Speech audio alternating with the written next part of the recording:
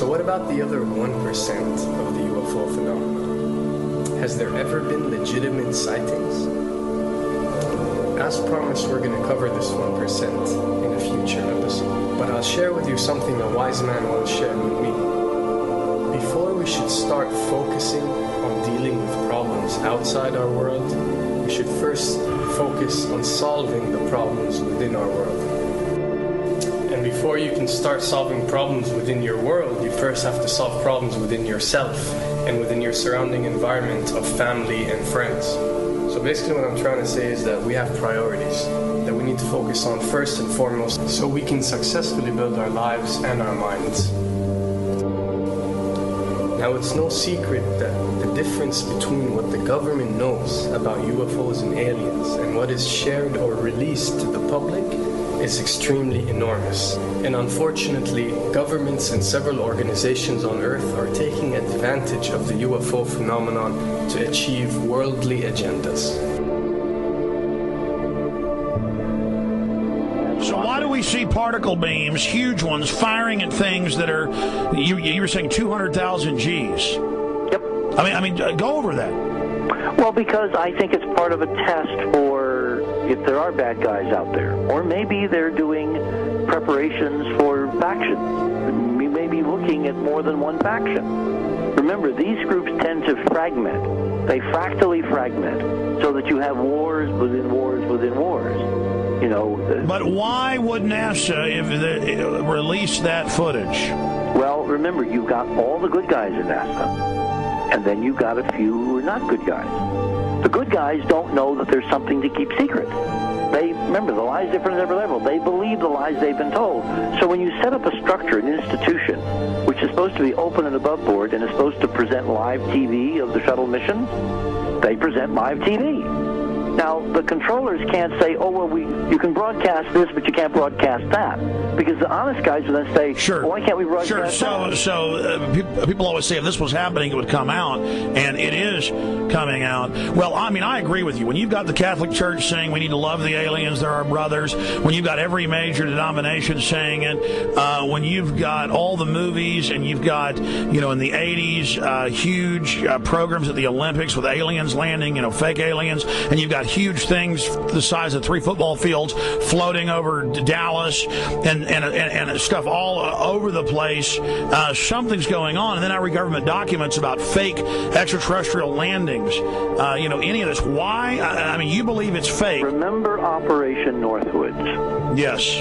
Okay. Or we can go to the, September 11th. Governments do huge, big things to sway populations at key nodal points in history. They love hoaxes. Yeah, well, it's manufacture history is what it is. We are building, all my UFO friends, I need to shake them because they're so, frankly, they're extremely naive, Alex. They really believe we're building toward disclosure.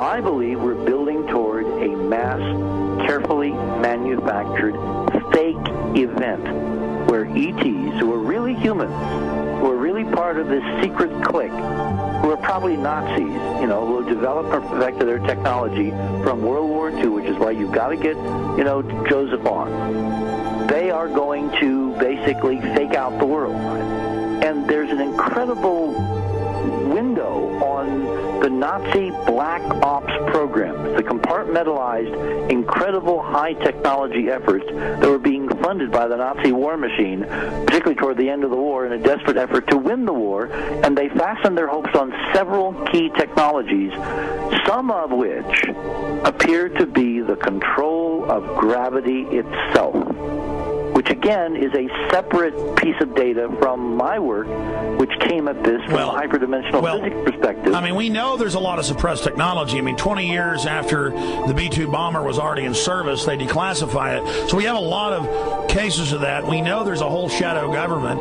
This is technology in physics, Alex, that would make anything you think you know like a candle flame compared to a hydrogen bomb. This is a physics that literally allows you to rearrange time.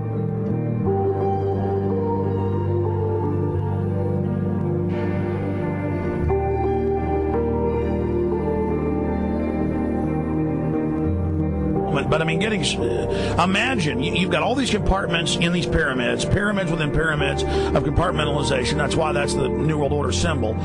And we don't know what they've got because they are so secret. We know they lie so much. We just know it's advanced. Mainline scientists say they're 30 years advanced. So Richard C. Hoagland, what I'm saying to you is, I'm entertaining what you're saying. I respect you. I think you're a great guy. My only issue is, like you said, dealing with what we know they could be up to. The fact, Alex, we have done experiments. We have our own data. We have experiments now from the Soviet Union. 30, 40 years when the Iron Curtain came down, when Glasnost finally prevailed, a huge amount of stuff was declassified from the KGB as well.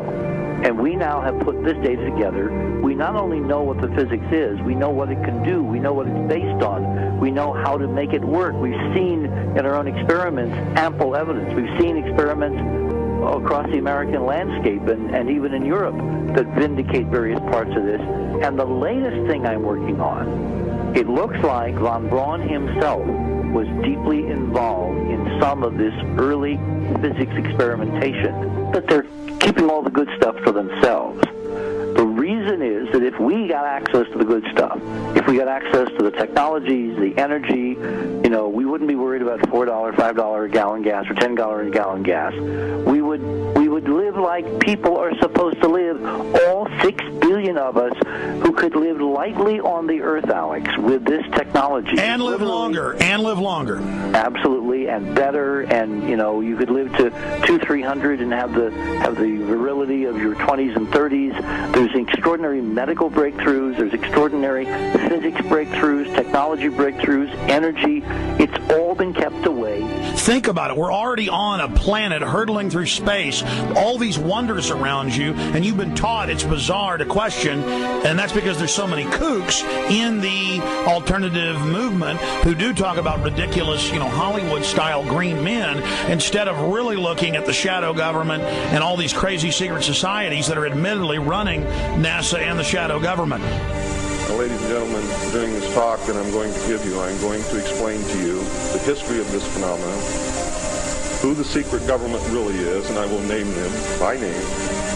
Beginning group, the study group. I will tell you who they are today. I'm going to tell you what this is all about. I'm going to tell you who's selling drugs to your children. And I'm going to tell you why the United States government is afraid for you to find out what the truth is regarding UFOs.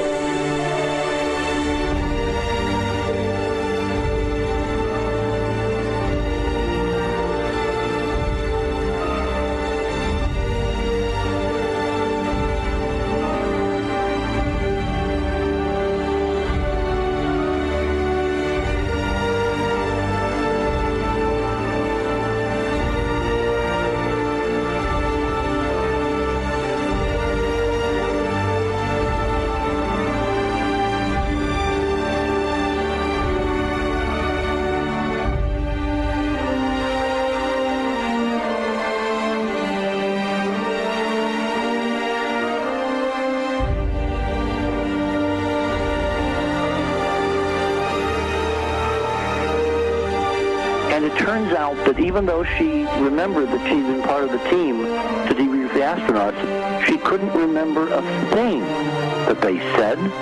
She couldn't remember why she no longer was working with NASA. She couldn't remember. In other words, her memory lapses were enormous, and I don't think they were feigned, because we now found the same pattern in all the flight crews. Because the awful truth, Alex, is they have been brainwashed. They have been mind controlled. They have had a technology, a very sophisticated technology, which took away the real missions that they experienced.